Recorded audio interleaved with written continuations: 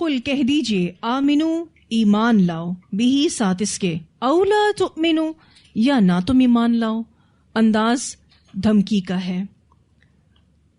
ان الذین بے شک وہ لوگ جو اوتوا العلم دیے گئے علم من قبل ہی اس سے پہلے یعنی قرآن سے پہلے، اذا یتلی علیہم جب پڑھی جاتی ہیں ان پر یعنی ہماری آیات، یخرون گر پڑتے ہیں، للاذقانی تھوڑیوں کے بل، سجدہ سجدہ کرتے ہوئے۔ یخرون کا جو لفظ ہے خا را سے ہے، معنی اوپر سے نیچے گرنا، اور للاذقان اذقان کا لفظ ذال قاف نون سے ہے، چہرے کے نچلے حصے کو کہتے ہیں، یعنی تھوڑی، یہ جو چن ایریا ہے آپ کا، اس کو اذقان کہتے ہیں۔ اللہ تعالیٰ فرماتے ہیں بے شک وہ لوگ جو دیے گئے علم اس سے پہلے یعنی قرآن کے نزول سے پہلے جب پڑھی جاتی ہیں ان پر ہماری آیات یعنی قرآن کی آیات جب ایسے لوگوں پر پڑھی جاتی ہیں تو ان کی حالت کیا ہے؟ یخرون للاذقان سجدا، گر پڑتے ہیں تھوڑیوں کے بل سجدہ کرتے ہوئے، یعنی یہ قرآن حق ہے، سابقہ اہل علم کو اس کا اعتراف ہے، یعنی وہ علماء جنہوں نے قرآن کے نزول سے پہلے سابقہ کتابیں پڑھی ہیں اور وہ وحی کی حقیقت اور رسالت کی علامات سے واقف ہیں، وہ سجدہ ریز ہوتے ہیں، وہ سمجھ جاتے ہیں کہ یہ کتاب اللہ کی طرف سے ہے، اور وہ اس بات پر اللہ کا شکر ادا کرتے ہیں کہ انہیں آخری رسول پہچاننے کی توفیق دی اور قرآن اور رسالت پر ایمان لانے کی اللہ نے ان کو توفیق دی۔ تو یہاں بیسیکلی کفار مکہ کو یہ بتایا جا رہا ہے کہ تم نہیں مانتے، تمہاری مرضی ہے، جو اس کو مانتے ہیں وہ جھک کر اس کی قدر کرتے ہیں، اگر تم نہیں مانتے کوئی بات نہیں، اس کو ماننے والے لوگ بہت ہیں۔ اور مثال ہمارے سامنے نجاشی بادشاہ کی ہے، اسی طرح سے یہود کے بہت بڑے عالم عبداللہ بن سلام رضی اللہ تعالیٰ عنہ کی ہے کہ جو مسلمان ہو گئے۔ اس آیت میں سب سے اہم چیز جو آپ کو نوٹس کرنے کی ضرورت ہے وہ یہ کہ اہل علم کی صفت کیا ہے؟ یخرون للاذقان سجدا، گر پڑتے ہیں تھوڑیوں کے بل سجدہ کرتے ہوئے۔ وَيَقُولُونَ اور وہ کہتے ہیں سبحان ربنا، پاک ہے رب ہمارا، ان کانا بے شک ہے، وعد ربنا وعدہ ہمارے رب کا، لمفعولا البتہ ہو کر رہنے والا۔ اہل کتاب کے اہل علم کہتے ہیں کہ اللہ پاک ہے، وہ اپنے وعدے کے خلاف نہیں کرتا۔ نبی اکرم صلی اللہ علیہ وسلم کو اللہ تعالی تسلی دے رہے ہیں کہ جو کفار ایمان نہیں لاتے آپ پریشان نہ ہوں، جو اہل کتاب ایمان لائیں گے وہ اللہ کی پاکیزگی بیان کرتے ہیں اور اس کے وعدوں پر یقین رکھتے ہیں۔ جو ایمان نہیں لاتا آپ اس کو چھوڑ دیجئے، اس پر اپنے دل کو پریشان مت کیجئے۔ جس کو بھی وحی کی حقیقت پتہ ہے، رسالت کی علامات پتہ ہیں، وہ سجدہ ریز ہوگا، وہ اللہ کے آگے جھکے گا، وہ اللہ کی پاکی بیان ضرور کرے گا۔ وَيَخِرُّونَ اور وہ گر پڑتے ہیں، لِلْأَذْقَانِ تھوڑیوں کے بل، دوبارہ سے اس بات کا ذکر ہو رہا ہے۔ اچھا اوپر آپ دیکھیے تو آیت نمبر 107 میں یخرون للاذقان کے ساتھ سجدہ کا لفظ آیا ہے۔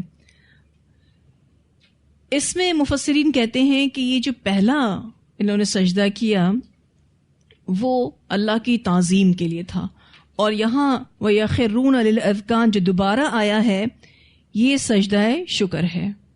اچھا یہاں ایک بات کی اصلاح لے لیں کہ شکر کے نوافل نہیں ہوتے، یعنی اگر آپ کو اللہ کا شکر ادا کرنا ہے تو شکرانے کے کوئی نفل نہیں ہوتے، یہ سنت سے ثابت نہیں ہے، لیکن شکر کرنے کے لیے سجدہ کرنا یہ رسول اللہ صلی اللہ علیہ وسلم سے ثابت ہے، یعنی آپ اللہ کا شکر ادا کرنا چاہتے ہیں تو سجدہ شکر کریں۔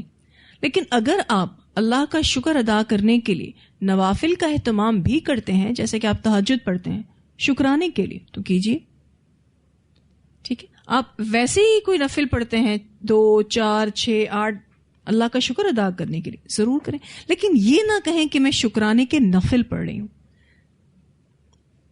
شکر ادا کرنے کے لیے نوافل پڑھنا اور شکرانے کے نفل پڑھنا یہ دو الگ الگ سٹیٹمنٹس ہیں. ٹھیک ہے. ہاں، سجدہ شکر رسول اللہ صلی اللہ علیہ وسلم کی سنت سے ثابت ہے. کچھ مفسرین کہتے ہیں آیت نمبر 107 میں یخرون للاذقان سجدا کے جو الفاظ آئے ہیں یہ پہلی صفت ہے، اور اس میں یہ اہل علم سجدہ کر رہے ہیں. اور وَيَخِرُّونَ لِلْأَذْقَانِ جو دوبارہ آیا ہے آیت نمبر 109 میں، تو یہ الفاظ ان کی آہوزاری کو، ان کی عاجزی کو ظاہر کر رہے ہیں. قرآن سننے کے بعد جو یہ تاثیر محسوس کرتے تھے، جو اعجاز قرآن کا محسوس کرتے تھے، اس کا ذکر ہو رہا ہے. یعنی قرآن سننے کے بعد جو تاثیر اور اعجاز ان کو محسوس ہوا تو انہوں نے اپنا آپ سپرد کر دیا. تو کچھ مفسرین کہتے ہیں آیت نمبر 107 میں باقاعدہ ان کے سجدہ کرنے کو ظاہر کیا جا رہا ہے، سجدے میں گرنے کو ظاہر کیا جا رہا ہے. اور یہ دوسری مرتبہ آیا ہے یہ ان کی آوزاری اور عاجزی کو، یا پھر قرآن کی سننے کی جو تاثیر ہے، جو اعجاز ہے، اس کو واضح کیا جا رہا ہے. وَيَخِرُّونَ لِلْأَذْقَانِ اور وہ گر پڑتے ہیں تھوڑیوں کے بل. یبکون روتے ہیں. اس آیت کے اعتبار سے اگر آپ دیکھیں تو پہلی صفت وَيَخِرُّونَ لِلْأَذْقَانِ اور دوسری صفت یبکون. کن کی صفات ہیں؟ یہ اہل علم کی صفات ہیں. وہ روتے ہیں. یبکون کا لفظ با کاف یا سے ہے. معنی اندر سے ٹوٹ کر رونا، اپنے گناہ یاد کر کے، اپنی کوتاہیاں یاد کر کے رونا. روئے ہیں کبھی آپ قرآن سن کر؟ وہ جو رونا ہے وہ بڑا دل سے ہوتا ہے. اور ہم نے 7ویں پارے کے شروع میں ایسا رونا نجاشی کا پڑا تھا. اتنا رویا قرآن سن کے کہ اس کی داڑھی تر ہو گئی. اور آج بھی کوئی بہت دل سے قرآن پڑھ رہا ہو، یا تو وہ خود بہت رو رہا ہوتا ہے یا پھر اس کو سن کر آپ کو رونا آ جاتا ہے. اور یہ اہل علم کی صفات ہیں. یا بکون، وہ روتے ہیں. یہ رونا تبھی آپ کو آ سکتا ہے جب آپ کو قرآن سمجھ میں آ رہا ہو، اس کے معنی اور مفہوم کو آپ جانتے ہوں، اس پر آپ غور و فکر کر چکے ہوں، اس پر سے آپ گزر چکے ہوں. جس کو صرف تجوید آتی ہے وہ یہ فیلنگز نہیں پا سکتا. نو ڈاؤٹ تجوید بہت امپورٹنٹ ہے، لیکن قرآن کو سمجھنا، اس پر عمل کرنا، اس پر غور و فکر کرنا آپ کو یہ رونا نصیب کرتا ہے، ادروائز نہیں نصیب ہوتا. وَيَزِيدُهُمْ خُشُوعًا اور وہ قرآن بڑھا دیتا ہے ان کو عاجزی میں، خشوع میں.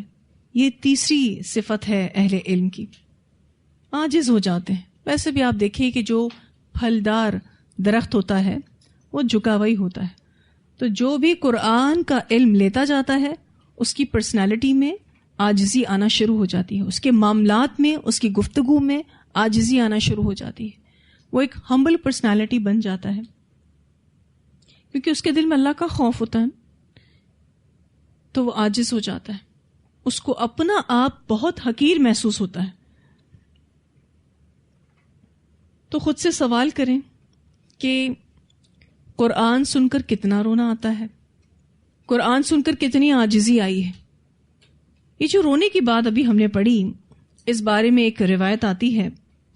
آپ صلی اللہ علیہ وسلم نے فرمایا وہ شخص جہنم میں نہیں جائے گا جو اللہ کے ڈر سے رویا، یہاں تک کہ دودھ تھنوں میں واپس چلا جائے. جو دودھ تھنوں سے باہر آ جاتا ہے وہ واپس جا سکتا ہے؟ اس میں امپاسبل ہے. نبی اکرم صلی اللہ علیہ وسلم نے فرمایا وہ شخص جہنم میں نہیں جائے گا جو اللہ کے ڈر سے رویا، یہاں تک کہ دودھ تھنوں میں واپس چلا جائے. یعنی ایک ایسی اگزامپل آپ کو دی گئی جس کے بارے میں آپ کہیں گے یہ تو پاسبل ہی نہیں ہے.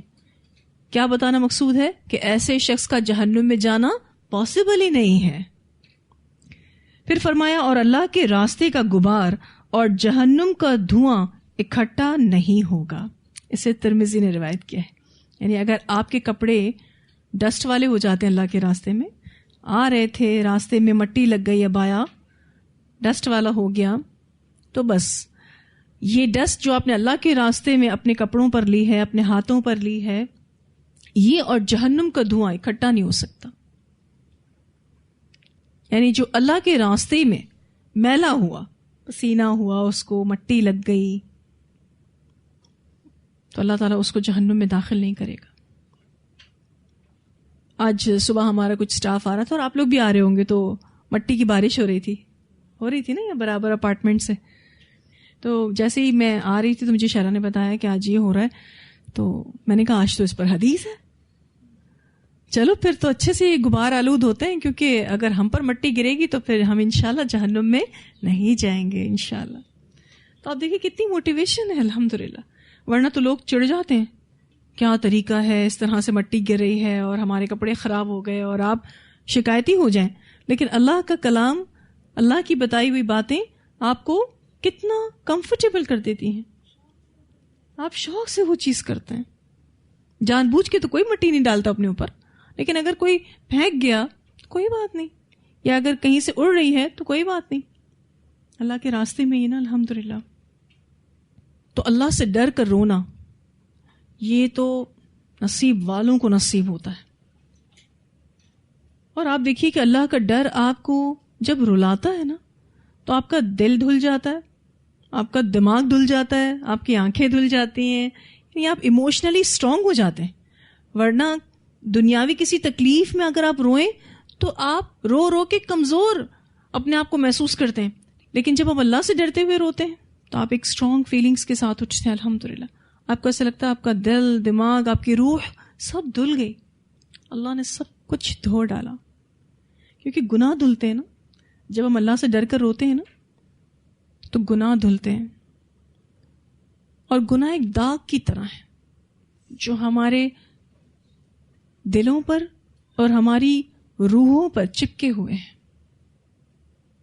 اچھا, کبھی کبھی آپ اللہ سے ڈر کے روئے ہوں, کچھ بول نہیں سکتے ہیں, کوئی الفاظ نہیں نکلتے, بس چپ ہو جاتے ہیں, صرف آنسو نکل رہے ہوتے ہیں, کوئی توبہ کے, استغفار کے الفاظ نہیں ہوتے. لیکن اللہ تعالیٰ سب جانتا ہے, آپ کی پوری کلیننگ ہو جاتی ہے.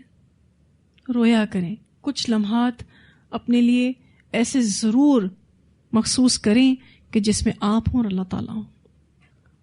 کچھ گناہ جو ہمیں یاد ہوتے ہیں, لیکن کچھ ایسے بھی گناہ ہیں جو ہمیں یاد بھی نہیں, لیکن وہ ہم نے اپنے نامہ اعمال میں خود ہی لکھوائے ہیں.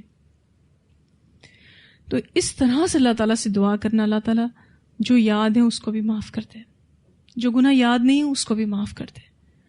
ہم اپنی ہر غلطی, ہر کوتاہی کا اعتراف کرتے ہیں. تو یہ جو فیلنگز ہیں, انسان بہت اسٹرانگ فیل کرتا ہے, صاف ستھرا ہو جاتا ہے نا. جیسے نہا کے آپ فریش فیل کرتے ہیں نا, بالکل رو کے آپ فریش فیل کرتے ہیں. لیکن یہ کہ اللہ کے آگے کبھی آپ کسی پرابلم میں ہوں اور آپ اللہ کے آگے روئے ہوں, وہ پرابلم تو سٹل کھڑی ہوتی ہے, لیکن آپ کو اللہ تعالیٰ ریلیکس کر دیتے ہیں کہ انشاءاللہ سب کچھ ٹھیک ہو جائے گا. آپ خود ہی اپنے آپ کو تھوڑی دیر بعد رو دھو کے کیا کہہ رہے ہوتے ہیں, سب کچھ ٹھیک ہو جائے گا, انشاءاللہ سب ٹھیک ہو جائے گا. حالانکہ ابھی کچھ ٹھیک ہوا نہیں ہوتا. اللہ کے آگے رونا بہت بینیفیشل ہے. اور رسول اللہ صلی اللہ علیہ وسلم تو تہجد میں اتنا روتے تھے کہ آپ کے سینے سے چکی چلنے کی آواز آتی تھی. ایسے لگتا تھا جیسے اندر اندر کوئی بیٹس چل رہی ہوں. ویسے بھی جب آپ روتے ہیں تو آپ کی ہارٹ بیٹ تیز ہو جاتی ہے. جب آپ اللہ کے لیے روتے ہیں نا, تو جہاں آپ کی آنکھ بہ رہی ہوتی ہے وہاں آپ کا دل بھی جو ہے زور زور سے دھڑک رہا ہوتا ہے. یعنی بہتی تو آنکھیں ہیں, لیکن پروسیس آپ دیکھیں کہاں کہاں ہو رہا ہے. بہت بیسٹ میڈیسن ہے اللہ کے آگے رونا, بہت بیسٹ میڈیسن ہے. آپ اس کو روزانہ کے بیسس پر لیں تو آپ انشاءاللہ تعالی ریفریش ہی رہیں گے. اور ویسے بھی آپ دیکھیے کہ جو آنکھیں بہتی نہیں ہیں نا, وہ آنکھیں جلد خراب ہو جاتی ہیں, سائنسی تحقیق نے اس کو ثابت کیا ہے کہ جن آنکھوں سے آنسو نہیں نکلتے وہ آنکھیں خراب ہو جاتی. کچھ بچے ایسے پیدا ہوتے ہیں کہ جن کی آنکھوں میں وہ سوراخ نہیں ہوتا جہاں سے آنسو نکلتے ہیں, تو اس کو کھولا جاتا ہے تاکہ آنکھوں کی نمی برقرار رہے. ہماری فیملی میں بھی ایک بچہ تھا جس کی آنکھوں کا یہ سوراخ بند تھا, اس کو سرجری کے ساتھ کھولا گیا, اور اتنا چھوٹا سا سوراخ ہوتا ہے آنکھوں کی یہاں سائڈ پر کہ جس کی وجہ سے اس میں تھوڑا تھوڑا سا پانی نکلتا رہتا ہے, جس کی وجہ سے آپ کی آنکھوں کی نمی برقرار رہتی ہے, آنکھیں خشک نہیں ہوتی. آپ کو پتا ہے نا آپ کا جو آئی بال ہے وہ پانی میں ہے, نیچرل واٹر ہے اس کے اندر, ٹھیک ہے نا. اور ہماری آنکھوں کی نمی وقتاً فوقتاً جو ایکسس ہو جاتی ہے اس کو آنسوؤں کے ذریعے باہر نکلنا ضروری ہے, ٹھیک ہے. تو یہ ایک پروسیس ہے جو آپ کی آنکھوں کو بھی ٹھیک رکھتا ہے الحمدللہ. تو قرآن پڑھنے کے ساتھ خشوع میں اضافہ ہونا چاہیے. بہت سارے لوگ ایسے بھی دیکھے گئے ہیں جو قرآن پڑھ کر اکڑنے لگتے ہیں. اچھا وہ کیوں اکڑتے ہیں؟ علم کا تکبر آتا ہے.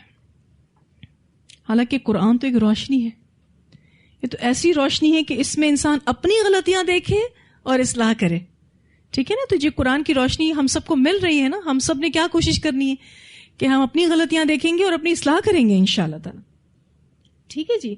بجائے اس کے کہ ہم قرآن پڑھنے کے ساتھ دوسرے کو دماغ میں رکھیں کہ ہاں وہ فلاں تو غیبت بہت کرتا ہے, ہاں وہ فلاں تو بہت جھوٹ بولتا ہے, آج ہم نے جھوٹ کے بارے میں پڑھا, آج ہم نے غیبت کے بارے میں پڑھا. تو اپنی اصلاح کرنی بجائے اس کے کہ آپ دوسروں کی غلطیاں ڈھونڈیں اور دوسروں کی اصلاح کریں. دوسروں کی اصلاح کرنی ہے لیکن سب سے پہلے اپنی ذات کی اصلاح کرنی ہے. تو اصل علم اور حقیقی علم وہ ہے جس سے انسان کے اندر عاجزی آتی ہے, جھکاؤ آتا ہے, اس کی گفتگو میں, اس کے معاملات میں بہتری آتی ہے, اس کی گفتگو اور اس کے معاملات نکھر جاتے ہیں. اصل اور حقیقی علم وہی ہے. پوچھیں اپنے آپ سے, کیا واقعی قرآن پڑھنے کے ساتھ ساتھ میں نے اپنی پرسنالٹی کو گروم کیا ہے؟ کیا میں واقعی عاجز ہوئی ہوں؟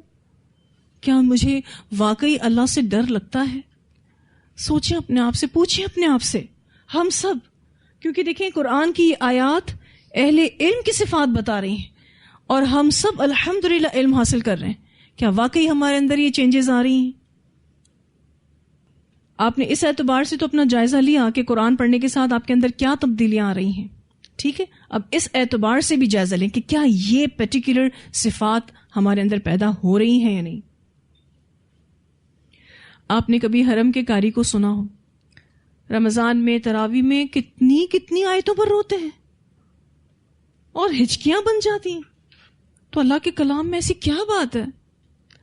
اچھا آپ دیکھیں کہ کبھی ہم کوئی قرآن کی قرات سن رہے ہوتے ہیں, قاری پڑھ رہا ہوتا ہے بڑا کمفرٹیبلی, لیکن چونکہ آپ کو سمجھ آ رہا ہوتا ہے, آپ کسی ایسی سچویشن سے گزر رہے ہوتے ہیں جس میں آپ کو اس کا جواب مل رہا ہوتا ہے, آپ رونا شروع کر دیتے ہیں. وہ نہیں رو رہا جو پڑھ رہا ہے, لیکن آپ رو رہے ہیں کیونکہ آپ کو سمجھ آ رہا ہے آپ کے حالات کے حساب سے. ایسا بھی ہوتا ہے. اور بسا اوقات کوئی قرآن پڑھ کر رو رہا ہوتا ہے, اس کو اپنی زندگی کے کوئی حالات یاد آ رہے ہوتے ہیں.